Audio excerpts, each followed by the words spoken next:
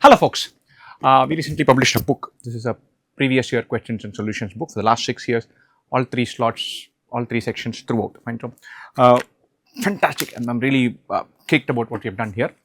All the questions have video solutions. You click on the QR code, you'll land on video solutions as well. So, it's a power-packed book. Do check it out.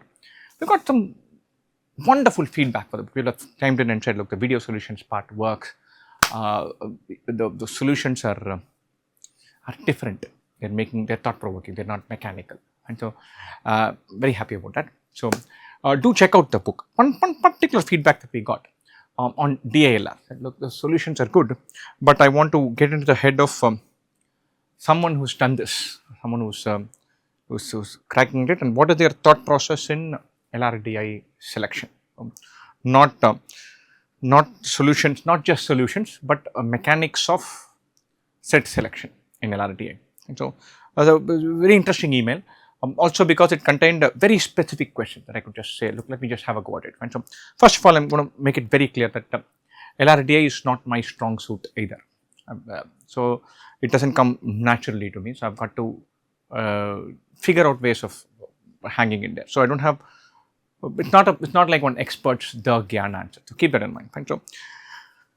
So these are the questions. How do you pre-screen LRDI sets? What makes you prioritize one set over another? What clues do you look for? How do you approach these large, intimidating looking sets? How do you find the one clue that breaks the whole set? How to think in DILR sets? So I'm going to answer this, frame this completely in terms of how my mind operates. I'm just going to say that. Couple of things. First and foremost, I think LRDI sets, selecting the best puzzle is the holy grail. And it's what all of us experts keep saying, pick the one thing that is easy and you're through. And so I'm going to tell you something slightly counterintuitive. Don't have a strategy that is completely dependent on wonderful set selection, because it's full serend, and it's impossibly tough sometimes to identify what is a so-called easy puzzle. And sometimes the puzzle sucks you in and leaves you high and dry. And so I would say, when you're practicing LRDI, don't berate yourself if you have not made the best selections. Anchor your preparation strategy around resilience, where if the selection goes wrong, how do I hang in there? And so I'm going to talk about question selection, puzzle selection, but prima facie puzzle selection is not so blindingly obvious and easy that it is something that that's a foolproof great strategy for it. At least I don't have one. And I have a bunch of rules. And over the years, I've tried to build a layer of, hey, if this doesn't work for me, I need to dump it soon enough. And sometimes I'm poor at it. I've hung in for 14-15 minutes before dumping a puzzle. That really causes trouble for my section. How to cut your losses, how to bounce back from a bad set selection, how to shrug and say, I thought this was easy, but it's not working. That is a more important mental skill set to develop than gaming everything towards good set selection. So keep that in mind. Having a foolproof idea for selecting sets does not exist. The whole idea is, look, I'm playing the percentages. Sometimes it works, sometimes it doesn't work. I need to have a plan B when it doesn't work. Right? So that element of being able to bounce back, that is important. Right? How do I pre-screen LRDI sets? I go one by one, obviously. I don't look at all 4 or all 5 sets and then make my decision. When I'm scrolling, I have a certain very powerful bias towards what I like doing. What makes you prioritize one set over another? I have a very strong bias towards pure DI sets with a bunch of charts, graphs sitting there. I like it. Right? Sometimes I look at the pattern and go, this is a bunch of chart interpretation thing. I'm going to come back to this as the very last thing that I do, because it's one question per set. I can grab data very quickly and I know what I'm looking for, and I don't need to do 100 tables, and I'm going to attack this as a plan B.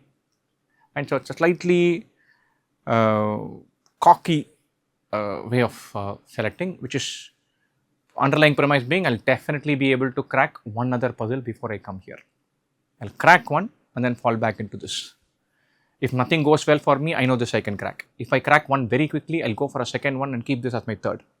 So I'm gambling a little bit, but I love the DI chart graph, bar graph line graph, because I know that they are going to be slightly irritating, slightly time consuming, but more reliable, more foolproof. I can put in the bag, and I'm very comfortable doing 40% of 92 and 23.8% of 1111 and all that. I'm approximating numbers and playing with that. That works for me. So I look at it and go, this is in my list, maybe not first up. Anything that I read that talks about that is numerical, right, and tougher mathematical, and if it says ratio of the number of books in Hindi to English is 3:4, not drawn to it. If it says there is a magician who uses 5 bags of coins, each bag has a prime number of coins, lighting up. It's prime numbers, mathematical, more, not ratio but number systems. So it's got to do with finding 5 distinct prime numbers, which are 2-digit numbers from 25 to 75, right up my alley. So the more mathematical it is, the more comfortable I am, the more glad I am to jump into. And those are my preferred zones. The mathematical one and the numerical puzzle. Those are my preferred ones. How do you approach those large, intimidating looking sets without getting overwhelmed? Large sets where there are lots of sentences, lots of variables, where the tracking is based on keeping several things in the head at the same place, writing multiple tables and then eliminating, I stay away from. My brain has well wired for cracking deep, challenging, single idea things, not well wired for tracking 7 things, 6 things at the same time. Even when I'm working, if I have to create content for a mock, I'm very happy. If I have to make 4 follow-up calls and spend 3 emails and return 2 things and file 1 tax return and pay TDS, I get overwhelmed. When I have to list out and keep track of many things that are happening in the day, it doesn't work for me. And so, but one thing, challenging, but I have to crack it. Then that I can keep at it and approach it from several ways. So that extrapolates to this. So lots of constraints, 3 different tracks. So A, B, C, D, E, drive 6 different cars on Monday to Friday with 4 different colors. Many tracks, many people, 4 layers to, I don't touch it. So I stay away from that.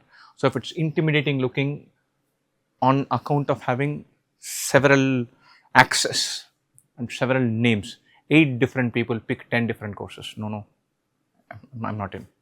So it has lots of variables, lots of characters, or lots of access. Then I don't touch it. That doesn't work for me because it doesn't play to my strengths. There's no number there.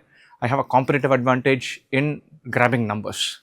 So if there is number, prime number, something with factorizing, something with product, some multiples of everything is an even number. All averages are integers. I love it. My eyes light up and I'm gravitating towards that.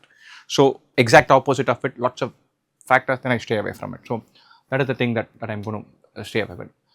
How do you, what clues do you go for before deciding whether the set is worth attempting? It's exactly what I've outlined. I have a set of puzzles that are that I'll fall into if nothing works. Like Venn diagram is not my number one thing because it's time consuming and it's layered. I have to fill every data right, one mistake and the whole thing crashes. And it is brute force, so not preferred. But if nothing works, I'll go there, get my marks, be very happy, see if I can take that confidence and go to the next one. Okay. Anything more mathematical it is, the happier I am. The more pure DI it is, the happier I am. Mathematical thing I start with, pure DI I want to end with. Best case scenario for me, first puzzle, Pointer mathematical, I jump in straight away, do that challenging one, but I get it right. I'm very confident, 14-15 minutes done. I've already spotted a DI puzzle, pure DI puzzle, standalone, just number, addition, subtraction, multiplication. I know I can get it. I go to the next one, just mix with some ratios and things. I attack it, I get it, 8 minutes to go, I've run out of time, I go to the DI, bank it. Glorious. That's my best case scenario. I'm not in a position to ever attempt all 5. 2 is my sweet spot. If I get 3, I'm thrilled. So more math, happier I am. More tougher math, challenging math, even more happier I am. Pure DI, I like. Lots of variables, lots of access, lots of terms, large set of constraints where you have to track many things and keep it in mind. Doesn't work for me. And so,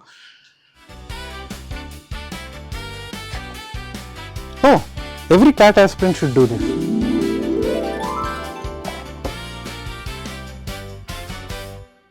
How do you find that one clue that breaks the whole set? And so this is a $1 million question. That really is a real deal. And so whenever I'm cracking a DILR puzzle, for me, when you're solving, how do I evaluate it? And so there are two big chunks to it. First is my data capture the most intuitive? And not a very difficult question, but if you get it wrong, you're cooked. You read all the constraints and then you say, I'll put all the people here and round 1, round 2, round 3, round 4 here, and I'm going to capture data in this table format. Most 80% of the puzzles, it's very natural. For some, how you capture the data is significant. So what is my format for data capture? You have to check that, you have to validate it. Every time you see a solution, like I wrote down the data like this, the solution also done that. Nice, my starting step premise is fine. If that is wrong, then you're in trouble. The data capture has to be in the most intuitive form. Typically, it's a table, but what format does the table fall into? Where am I chasing the totals? All of that, and that's important. And that's the first one. After you do this next obvious step is to crack the constraints. I break constraints into kind of 3 parts. Right? So, data filling ones, and I fill in all the data.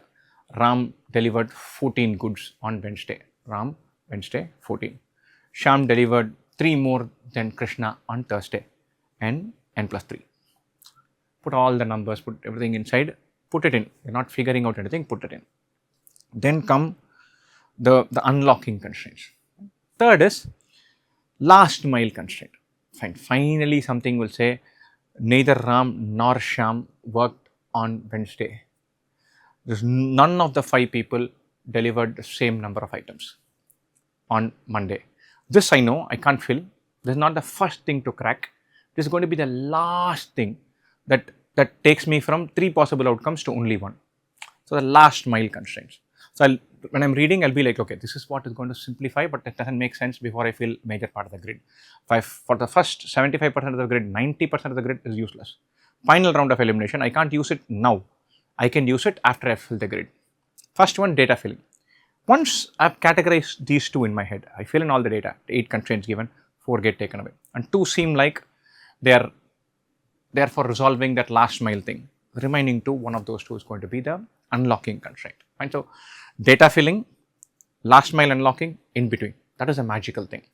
When I'm reading a puzzle, this comes with tons of practice and consciously verifying whether you have indeed got the unlocking puzzle, unlocking constraint right.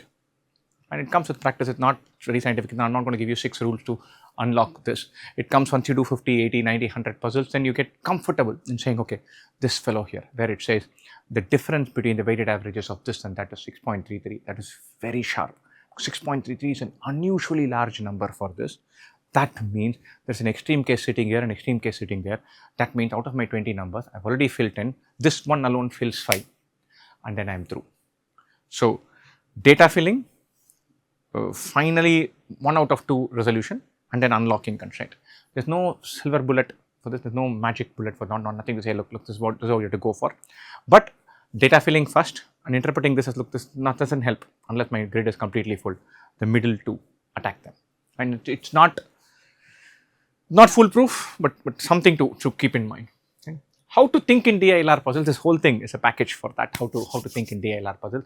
Again, I'm going to reinforce the idea that, look, this is not foolproof. This is not one of the reasons why LRDI is challenging. LRDI is challenging for all of us, for the newbie who's just begun on this journey, for someone who's done 20 mocks, are veterans like me who have taken CAT 15 times and who are just doing this for writing the exam for fun. For all of us, DILR is tough. And so keep that in mind. That should be, sometimes a sobering thought, sometimes it's a comfort giving thought. So use it as a comfort giving thought. And so this is not easy for anybody. Okay, it's not easy for anybody. It's something that you should use to anchor yourself and give yourself the confidence to hang in there. And so keep that in mind. Hopefully this helps. I know this is because of the nature of LRDI, there cannot be a foolproof toolkit to crack LRDI. So we're all trying to figure out ways of trying to make the journey a little bit more intuitive, a little bit more fun, a little bit less stressful, and see somewhere along the line, using all of this section becomes intangibly slightly simpler. Right? Best wishes.